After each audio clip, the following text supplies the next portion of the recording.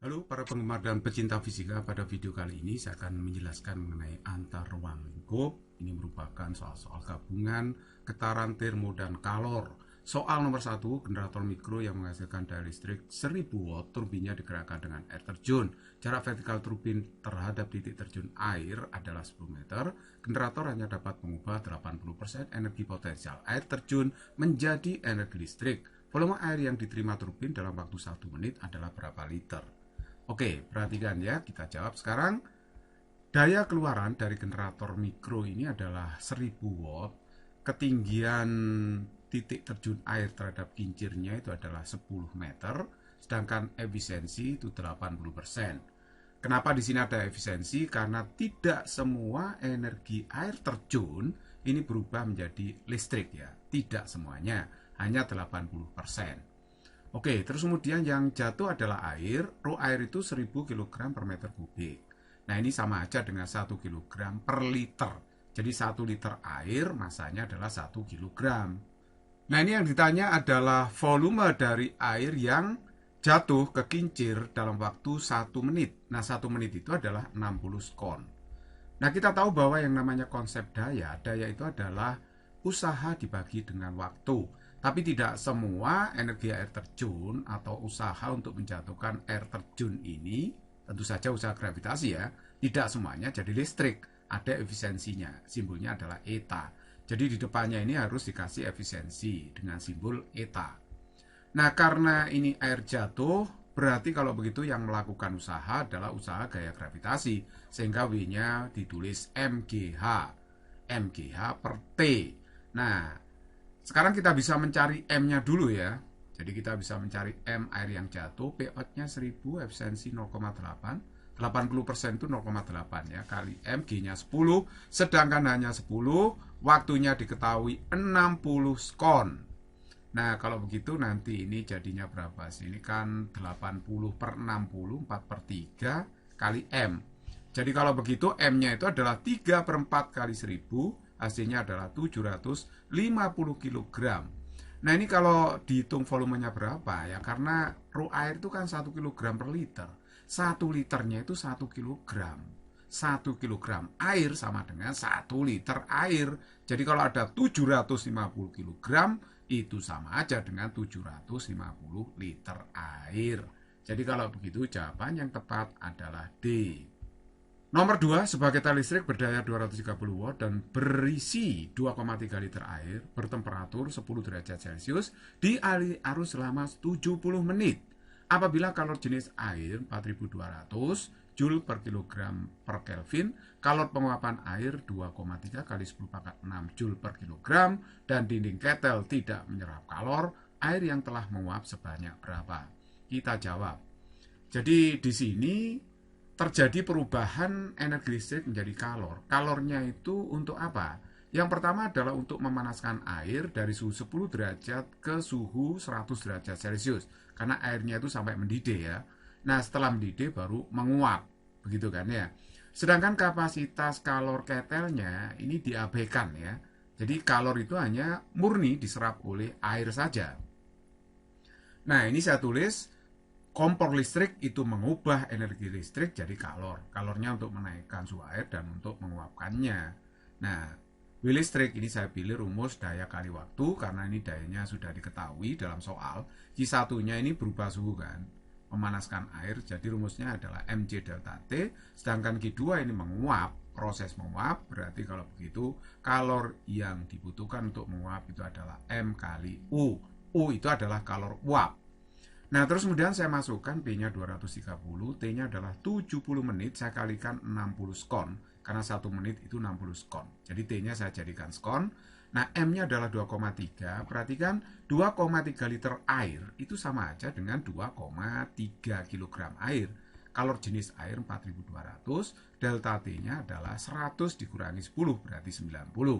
Nah, ini proses menguapnya.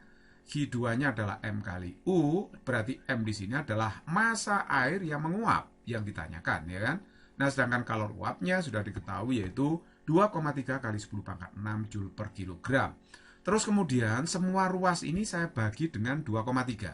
Kalau saya bagi 2,3, di sini hasilnya adalah 100 kali 4.200. Ini habis 2,3-nya, berarti ini tinggal 4.200 kali 90. Nah, 2,3-nya di sini habis ya, tinggal M kali 10 pangkat 6. Nah, terus kemudian ini saya pindahkan ke ruas kiri, jadinya 4.200, 100 dikurangi 90. Nah, sama dengan M kali 10 pangkat 6. Jadi yang ruas kiri jadinya 4.200 kali 10 sama dengan M kali 10 pangkat 6. Berarti M-nya dapatnya adalah 42 kali 10 pangkat min 3 kg, atau boleh ditulis 42 gram. Jadi inilah air yang menguap. Jadi kalau begitu jawaban yang tepat adalah C. Nomor 3, air mengalir dalam tabung horizontal seperti terlihat pada gambar. Luas penampang tabung 18 cm kuadrat di bagian yang lebar dan 6 cm kuadrat di bagian yang sempit. Beda tinggi permukaan air pada tabung pengukur beda tekanan adalah H sama dengan 10 cm. Sebelum keluar, air melalui kawat pemanas yang hambatannya 21 ohm. Agar selisih suhu air yang masuk dan keluar di kanan dengan air yang masuk dari kiri adalah 5 derajat Celcius, maka besar arus yang lewat pada kawat pemanas adalah berapa? Diketahui massa jenis air 1000, kalau jenis air 4200 dalam satuan internasional. Dalam satuan sistem internasional. Oke, sekarang mari kita lihat di sini ya. Ini maksudnya adalah air mengalir ke kanan begitu, melalui penampang pipa 1, kedua, terus kemudian ke satu lagi. Ini penampang 1 juga karena ini luas penampangnya sama ya. Jadi pipa yang ini dengan pipa yang itu sama luas penampangnya. Terus kemudian di sini ada pipa tegak. Pipa tegak nanti juga berisi air karena pengaruh tekanan. Jadi ada selisih permukaan pipa tegak ini, selisih ketinggiannya itu adalah H, hanya diketahui 10 cm. Nah, air mengalir ke sini lalu dipanasi oleh elemen pemanas ini. Nah, ini kan dikasih arus ya. Akhirnya hambatan ini jadi panas. Air yang masuk dengan yang keluar, selisih suhunya adalah 5 derajat Celcius. Jadi yang masuk di kiri dengan yang di kanan, itu selisihnya adalah 5 derajat Celcius. Karena air yang masuk di sisi kiri itu kan dingin. Begitu keluar dipanaskan jadi anget gitu ya. Jadi kalau begitu, akhirnya ada kenaikan suhu gitu ya. Nah, selisihnya itu adalah 5 derajat Celcius. Atau kenaikan suhunya 5 derajat Celcius. Nah, kita jawab ya. Ini kan ada perubahan energi listrik jadi kalor kan ya. W listriknya ini saya pilih rumus I kuadrat R kali T. Karena ini arusnya ditanyakan. Sedangkan R-nya dalam soal sudah tahu. Hambatan elemen adalah 21 ohm. Jadi I kuadrat R kali T sama dengan Q MC delta T. Karena di sini ada kenaikan suhu. Jadi kalornya itu digunakan untuk menaikkan suhu air, MC delta T. Jadi sebenarnya ini dispenser dengan air yang mengalir gitu ya. Nah, untuk membedakan dengan waktu, perubahan suhu ini saya kasih T besar ya, waktu T kecil. Jadi ini M-nya saya uraikan, rho kali V, kali C, kali delta T. Ya kan, massa itu kan massa jenis kali volume. Nah, terus kemudian T-nya saya geret ke ruas kanan, saya seret ke ruas kanan. Jadi akhirnya V per T ini kan ya, V per T. Oke, lah V per T itu apa? Debit. Nah, debit ya kan. Debit saya lambangkan dengan Q aksen karena ini tabrakan dengan Q yang di sini kan kalor. Nah, kalau Q aksen di sini itu menyatakan debit. Debit itu volume air yang mengalir tiap satuan waktu. Nah, sekarang Q aksennya ini saya urai menjadi A1 kali V1. Debit itu perkalian luas penampang dengan laju aliran. Tapi saya pilih di penampang 1. Kenapa? Karena ini yang dipanasi, airnya di penampang 1. Ini penampang 1, ini penampang 1 juga. Karena ini sama luasnya ya. Yang kiri dengan yang kanan itu. Oke, terus kemudian V1 ini saya uraikan. Laju aliran air di penampang 1, itu rumusnya panjang ya. Akar 2GH per harga mutlak. A1 per A2 kuadrat min 1. Jadi kalau tanya V1, pembilangnya di sini A1. Kalau tanya V2, pembilangnya di sini A2. Jadi A2 per A1. Kalau seandainya di sini tanya V2 ya. Ini V1 berarti A1 per A2. Begitu ya. Ini tetap C dikalikan delta T. Nah, oke. Ini tadi sama ya rumusnya. Saya geret ke atas ini. Saya pindahkan ke atas. Sama seperti tadi. Ini persamaannya. Terus kemudian saya masukkan. R-nya itu 21 ohm. Ro air itu 1000 A1. A1 itu yang di penampang besar ini kan. Nilainya adalah luasnya ini ya, 18 cm kuadrat. Tapi ini saya jadikan meter.